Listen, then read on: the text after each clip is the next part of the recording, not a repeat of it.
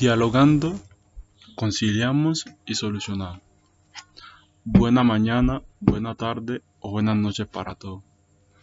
Mi nombre es David González Corrales y hoy vengo a hablar de un tema trascendental, que es la conciliación en equidad. El desarrollo de esta exposición estará marcado en dar solución a los siguientes acápites que mencionaré a continuación. Primero, ¿cuáles son los antecedentes normativos de la conciliación? Segundo, ¿qué es conciliación? Tercero, clases de conciliación. Cuarto, diferencias entre las conciliaciones. Quinto, conciliación en equidad. Sexto, ¿cuáles son los elementos? Séptimo, ¿qué es un conciliador? Octavo, ¿cuáles son los principios que rigen el actuar del conciliador? Noveno, ¿cuáles son las características de la conciliación en equidad? Décimo, ¿cuál es el procedimiento conciliatorio? Y 11, ¿cuáles son los asuntos conciliables? No siendo más, quiero iniciar con el primer acápite, que es ¿cuál es? Ley 13 de 1825. Menciona Hernán Fabio López que esta fue la primera ley en materia de conciliación, donde se estableció que ningún proceso contencioso civil se tramitará sin que previamente se haya realizado un medio conciliatorio ante los alcaldes parroquiales o municipales. Ley 120 de 1921. Esta ley introdujo la conciliación en el área del derecho laboral para los conflictos colectivos, sobre decir que estos eran meramente potestativos, facultativos o voluntarios. Ley 23 de 1991. Esta ley fue expedida en marzo de 1991 y estuvo destinada a descongestionar los despachos judiciales, ampliar la figura de la conciliación, dándole autonomía e independencia de los procesos judiciales. Además, con esta ley se crearon instituciones de mayor importancia como los centros de conciliación y la conciliación en equidad. Es muy importante resaltar también que en este año fue cuando se dio la Constituyente de 1991 y se estableció un artículo importante en lo que respecta a la conciliación y a todos los mecanismos alternativos de conciliación, de solución de conflictos, como es el artículo 116, inciso final.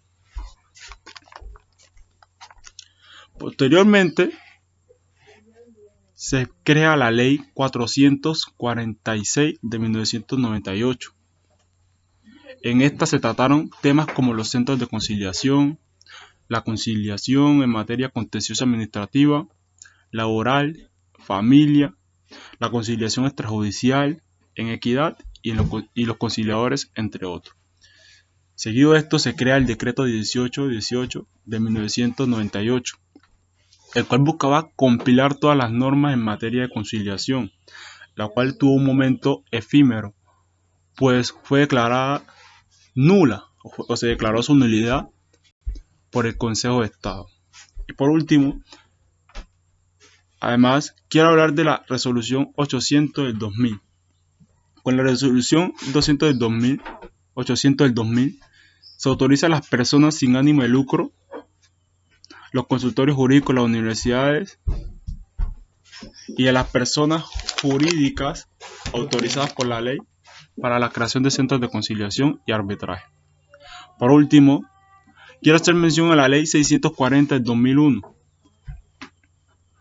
la cual pretendió fomentar la cultura de la autocomposición y contribuir a la descongestión de los despachos judiciales. Además, introdujo modificaciones en el contenido de las actas, las calidades y obligaciones del conciliador y de los centros de conciliación. La conciliación es uno de los mecanismos alternativos de solución de conflictos más, a través del cual dos o más personas o ciudadanos gestionan por sí mismos la solución de sus diferencias, conflictos, discordancias, con la ayuda de un tercero denominado conciliador en equidad, o también puede ser denominado conciliador. Clases de conciliación. De conformidad con la normatividad, y a esto quiero hacer alusión al artículo tercero de la Ley 640 del 2001. La conciliación se divide en dos: conciliación judicial, que es la que se realiza dentro de un proceso judicial. Segundo, conciliación extrajudicial, que es la que se realiza antes o por fuera de un proceso judicial. Esta a su vez se divide en dos: en derecho y en equidad. En derecho es cuando se realiza a través de los conciliadores de centros de conciliación o ante autoridades en cumplimiento de sus funciones conciliatorias. Esta soluciona los conflictos sujetándose a la normatividad jurídica. En equidad es cuando se realiza ante los conciliadores en equidad. Además de las clases de conciliación mencionadas anteriormente, quiero hacer alusión a tres que considero muy importantes: preprocesal, procesal y extrajudicial. Preprocesal es aquella que se realiza voluntariamente antes de haberse iniciado un proceso judicial. Puede ser ante un centro de conciliación, una autoridad administrativa o un conciliador en equidad. Procesal, aquella que se presenta dentro del proceso y consta de 4 etapas: apertura, identificación de conflicto, negociación y cierre. Extrajudicial se da cuando está en concurso o en curso un proceso judicial y las partes acuden a un centro de conciliación o ante un conciliador en equidad para buscar soluciones concertadas al problema. En esta capítulo quiero hacer énfasis en unas pequeñas diferencias entre la conciliación en equidad y en derecho. En la conciliación en equidad no es necesaria solicitud de prueba, ni obligación tener un título o ser abogado. Solo basta que el conciliador tenga capacidad para solucionar un conflicto.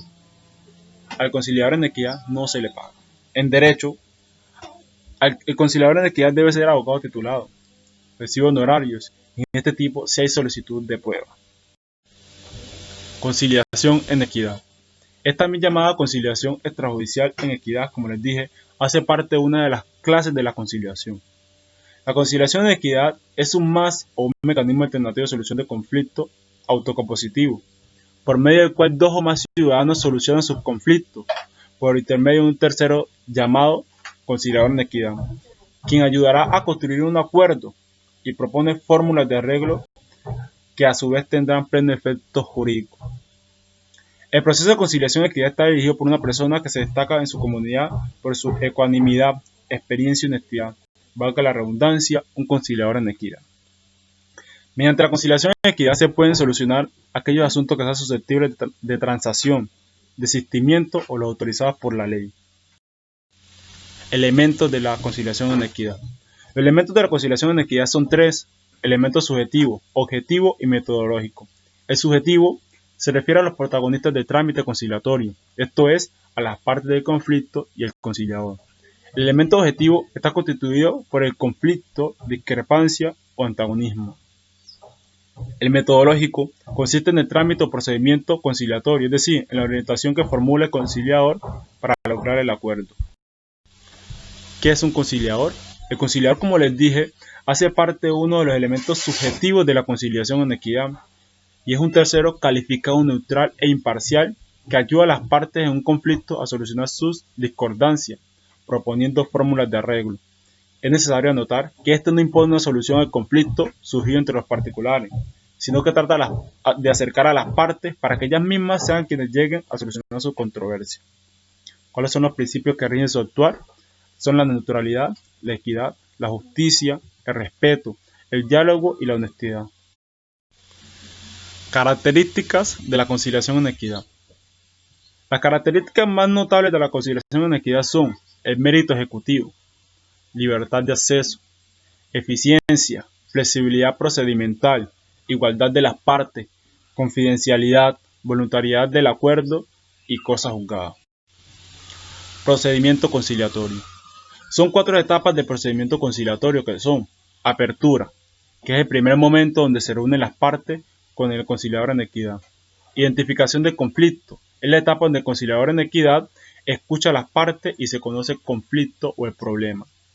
Negociación, es el momento donde las partes y el conciliador en equidad proponen fórmulas de arreglo. El acuerdo es donde se logra el arreglo de las partes. Esto se debe plasmar en un acta de conciliación. Asuntos conciliables. La Ley 446 de 1998, en su artículo 65, define que pueden ser conciliables los asuntos que sean susceptibles de transacción, desistimiento y los que autorice la ley.